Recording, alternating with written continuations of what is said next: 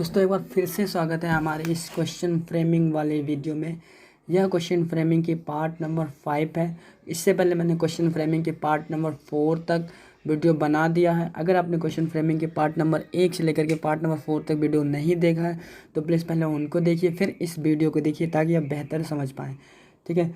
और हर वीडियो में मैंने आपको बताया कि क्वेश्चन फ्रेमिंग क्या है, इसको क्यों पढ़ते हैं, क्या है क्वेश्चन फ्रेमिंग।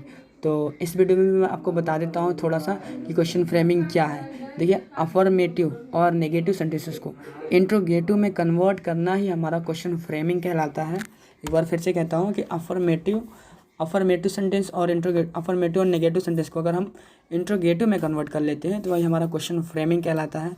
ठीक है। तो पहले पार्ट 4 वाली वीडियो में मैंने आपको बताया था प्रेजेंट तक का बता दिया था। इस वाली वीडियो में मैं आपको बताऊंगा पास्ट इंडेफिनिट से फ्यूचर तक का। तो चलिए शुरू करते हैं। तो पहला हम देखेंगे पास्ट इंडेफिनिट में अफर्मेटिव और इंट्रोगेटिव सेंटेंस का स्ट्रक्चर निम्न होता है। ठीक है। देखो, अफर्मेटिव सेंटेंस का स्ट्रक्चर ये होता है और जैसे हम इंट्रोगेटिव में जाते हैं वो हमारा क्या होता है, डिड आ जाता है। वो वर्ब की फर्स्ट फॉर्म हो जाती है। जैसे पहले पढ़ो, सब्जेक्ट वर्ब की सेकेंड फॉर्म ऑब्जेक्ट है। अब जब इंट्रोगेटिव में जाओगे तो डिड सब्जेक्ट वर्ब की फर्स्ट फॉर्म प्लस ऑब्जेक्ट आ जाएगा। मतलब देखो आपको कैसे आएगा सेंटेंस। जैसे किसी ने दे दिया शी वेंट टू मार्केट, वह मार्केट गया। ठीक है। अब इसको कह दिया जाएगा कि इसका क्वेश्चन फ्रेम करिए यस नो इंट्रोगेटिव सेंटेंस में। जब यस नो इंट्रोगेटिव में करना है तो आप ये रूल अप्लाई करोगे और इसको क्वेश्चन फ्रेम करोगे। तो इस रूल में कहता है कि पहले डिड लगाओ तो हमने पहले डिड लगाया, फिर कहता है सब्जेक्ट लगाओ तो हमने सब्जेक्ट लगा दिया, वर्ब की फर्स्ट फॉर्म करो वर्ब की फर्स्ट फॉर्म, और ऑब्जेक्ट तो हमने ऑब्जेक्ट लगा दिया। ठीक है। और लेकिन आप देखोगे अफर्मेटिव सेंटेंस में यहाँ पर गो की सेकेंड फॉर्म लगाई गई है वेंट, है ना। तो इस बात को आप नोटिस करिएगा। ठीक है।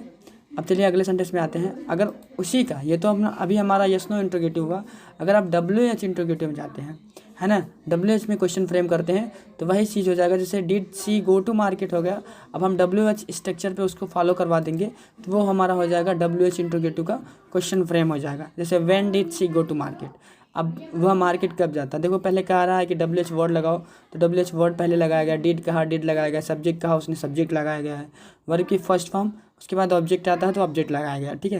इस तरीके से कई एग्जाम्पल्स हैं, आप सारे एग्जाम्पल्स को पढ़िए और समझिए। ठीक है।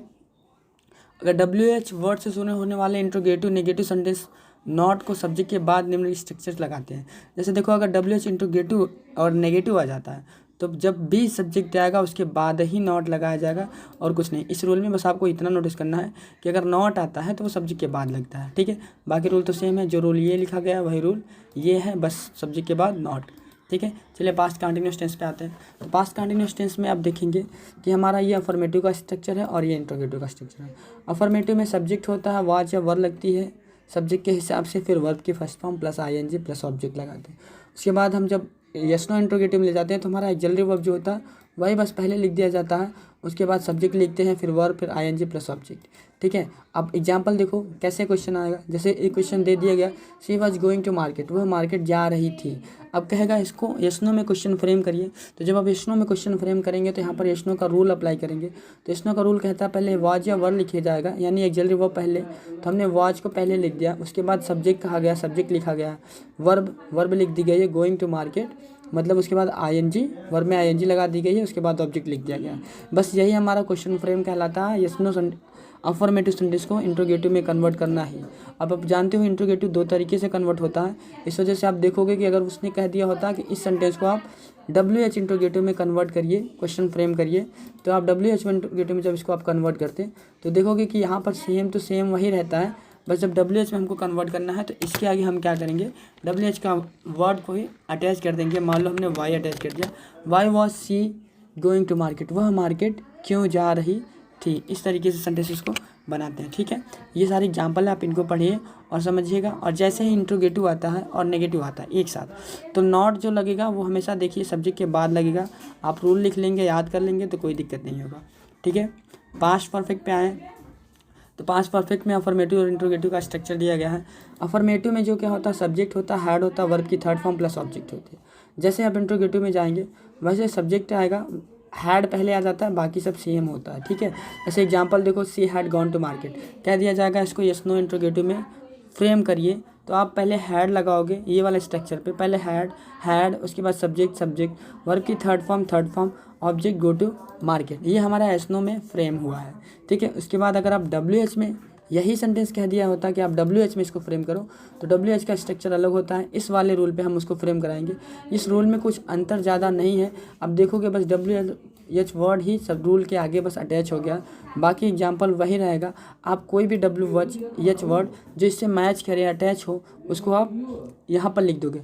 और मैं आपको बता दूँ कि इसके पहले मैंने हर एक क्वेश्चन वर्ड से हर एक पर एग्जाम्पल दिया, जैसे वर्ड से शुरू होने वाले, व्हेन से, वाई से, वेयर से, हु से, हाउ से, इन सब पे हमने आपको बता दिया कि कैसे कैसे बनाया जाएगा। और जैसे ही आपका इंट्रोगेटिव आता है तो बस कुछ नहीं करना है, आगे नॉट लगा करके अटैच करके चले जाना है, ठीक है। अब आ जाइए पास्ट परफेक्ट कंटिन्यूअस टेंस पे। ठीक है, पास्ट परफेक्ट कंटिन्यूअस टेंस में सब्जेक्ट होता है, हैड बीन होता है, वर्ब की फर्स्ट फॉर्म ING होती है। और अब जैसे ही इंट्रोगेटिव में जाते हैं तो सब हैड तो पहले आ जाएगा। एक्सिलरी वर्ब इंट्रोगेटिव का एसनो में तो रूल्स में होता है कि हैड जो है वो पहले आ जाएगा, मतलब जो भी एक्सिलरी वर्ब है वो पहले आ जाती है। उसके बाद सब्जेक्ट बीन, वर्ब की फर्स्ट फॉर्म ING, सिंस या फॉर प्लस टाइम लगता है, ठीक है। एग्जाम्पल आएगा जैसे she had been going to market since morning, ऐसे आ गया। कह दिया जाएगा कि इसको आप एसनो इंट्रोगेटिव में फ्रेम करिए। तो आप जब एसनो इंट्रोगेटिव में फ्रेम करेंगे तो पहले एक्सिलरी वर्ब लगाई जाएगी इसके हिसाब से, तो हमने पहले एक्सिलरी वर्ब लगा दिए। उसके बाद सब्जेक्ट कहेगा, सब्जेक्ट लगाएंगे आप बीन लगाया जाएगा, वर्ब की फर्स्ट फॉर्म उसमें ING लगाना है तो गो को ING गोइंग लगाएंगे। फिर उसके बाद जो भी है ऑब्जेक्ट वगैरह ख़त्म कर लेंगे। उसके बाद सिंस या फॉर कहेगा तो सिंस लगाकर बाद में टाइम आता है तो मॉर्निंग हमारा समय उसको लिख दिया जाएगा, ठीक है। जैसे ही अगर कह दे कि इस सेंटेंस को आप WH में फ्रेम करिए, तो WH में फ्रेम करने के लिए आप आगे बस WH का वर्ड जोड़ दोगे, ये WH में फ्रेम हो जाएगा। बस WH का रूल वही होता है जो एसनो का होता है, बस आगे WH का वर्ड लग जाता है। ये सारे एग्जाम्पल आप इनको पढ़िए और समझिए।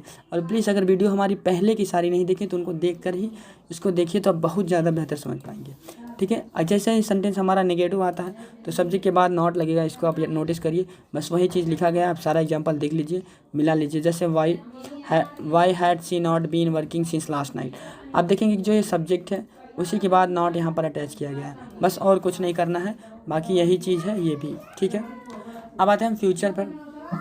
देखते हैं फ्यूचर हमारा क्या होता है। फ्यूचर में आप जानते हैं कि सब्जेक्ट होता है, शैल होता है, विल होता है, वर्ब की फर्स्ट फॉर्म ऑब्जेक्ट होती है। जैसे इंट्रोगेटिव में लेके जाएंगे तो हमारा शैल विल पहले आ जाएगा, सब्जेक्ट अंदर, वर्ब की फर्स्ट फॉर्म ऑब्जेक्ट आ जाएगा। He will go to Jaipur, इसका एसनो में फ्रेम किया जाएगा तो will he go to Jaipur हो जाएगा। और जैसे आप WH में फ्रेम करेंगे तो एग्जाम्पल तो वही रहेगा, बस आगे WH का कोई वर्ड लगाना है, क्योंकि देखिए रूल वही है। तो बस सेंटेंस में भी हम कोई आगे WH का वर्ड लगा देंगे। आप लिख सकते हो कि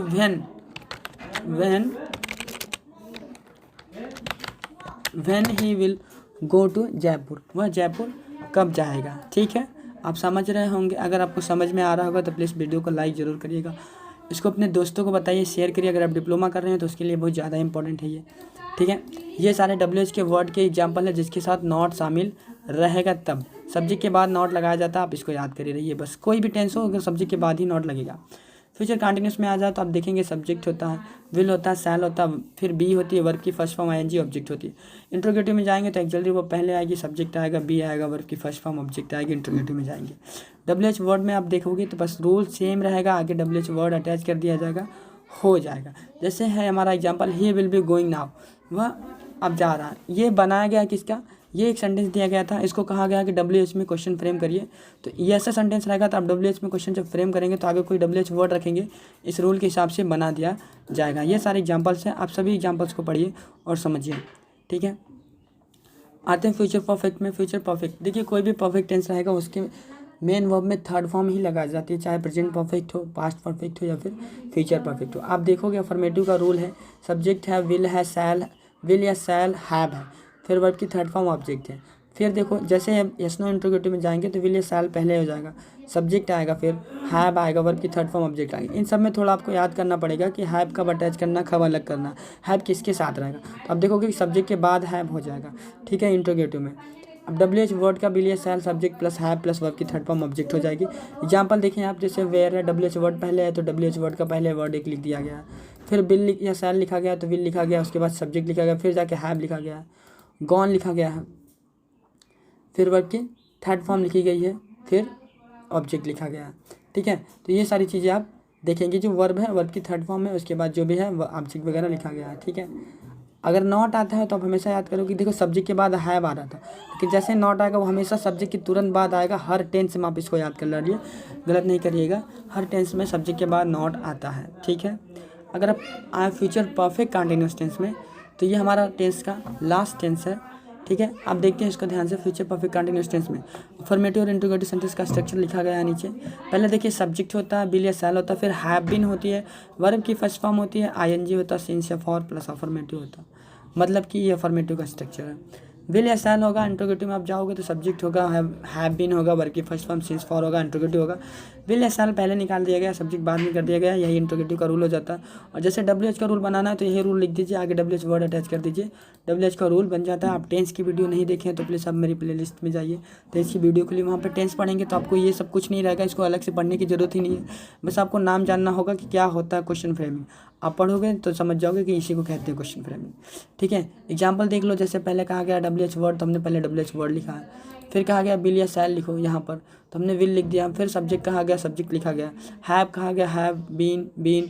डू वर्ब की फर्स्ट फॉर्म डू हो गई, उसमें आईएनजी फिर सिंस यस्टरडे सब लिख दिया गया, ठीक है। जैसे इसका नेगेटिव का स्ट्रक्चर आता है वैसे ही आप सब्जेक्ट के बाद तुरंत नेगेटिव लगाओगे। देखो रूल सेम है, ठीक है, बस नॉट लगा देंगे सब्जेक्ट के बाद। एग्जाम्पल देखो, why will they not have been playing for 2 hours. अब देखेंगे यहाँ पर दे सब्जेक्ट है और दे के बाद तुरंत यहाँ पर नॉट लगाया गया, ठीक है। दोस्तों वीडियो ख़त्म होती है। अगर आपको वीडियो समझ में आती है तो प्लीज़ इसको ज़रूर से लाइक करिएगा और शेयर करिएगा। और आप अगर इससे नोट बनाते हैं तो मेरे ख्याल से आप बहुत अच्छा सीख पाएंगे। तब तक अब तो ये वीडियो हमारी ख़त्म हो गई। अब इसके बाद हमारी नई टॉपिक रहेगी प्रीफिक्स और सफिक्स। सफिक्स और प्रीफिक्स क्या होता है नेक्स्ट वीडियो में आपको पढ़ाया जाएगा, ठीक है। तब तक के लिए बाय।